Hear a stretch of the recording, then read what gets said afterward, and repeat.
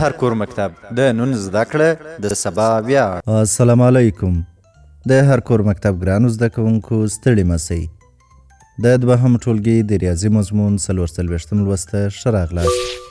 د نن ورځې د درس موضوع مو د کتارونو جوړول دي. تاسې مو قلمونه او کتابچې اماده کړئ. په یو ارام چاپیریال کې کښېنئ او سکرین ته ښه متوجه سئ. ګرانو زده کوونکو، ضرب یوازې هغه وخت کارول کېدای سي چې اجزاوي مساوي وي. راځئ چې په مثالونو کې د مساوي او غیر مساوي ګروپونو توپیر وپیژنو. ګرانو ماشومانو، نن به د ضرب د یو ډېر مهم قانون په اړه زده کړه وکړو. تاسو پوهیږئ چې ضرب د تکراري جمع بله بڼه ده. خو آیا موږ هر ډول جمع ضرب ته اړولی سو؟ راځئ د دې پوښتنې جواب په یو مثال کې پیدا کړو. زه 2 ډوله میوې راوړم، مڼې او کیلې. راځئ چې وشمېرو. لومړی غاب 3 مڼې، دوهم غاب 5 کیلې او دریم غاب 4 مڼې. که وغواړو دا شمېرې سره یو ځای کړو نو څه باید وکړو؟ جمع کوو یې. 3 او 5 جمع کوو 8 کیږي. 8 له 4 سره جمع کوو 12 کیږي. اوس که موږ وغواړو دا شمېرې ضرب ته واړوو، نه یې سو کولی. که موږ 3 غابونه لرلی او هر یوه غاب کې مو 3 مڼې درلودای نو ضرب اسانه و. 3 ضرب 3 مساوي کیږي په 9 سره. خو اوس موږ ډلې مساوي نه دي.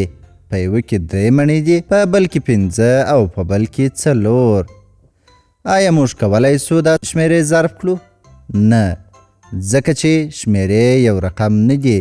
نو ګرانو ماشومانو، موږ دې پایلې ته رسیږو چې که شمېرې یو رقم نه وي، موږ د هغو عددونو لپاره ضرب نسو کولی، ځکه چې ضرب یوازې د یو رقم عددونو لپاره دی. راځئ چې نور مثالونه وګورو. دلته یو مثال راکړل سوی دی. وایي 2 جمع 2 جمع 2. آیا دا مثال ضرب ته اړولی سو؟ بلې هو، ځکه چې ټولې ډلې یو شان دي یا ټول عددونه مساوي دي. نو موږ یې کولی سو چې ضرب ته یې واړوو.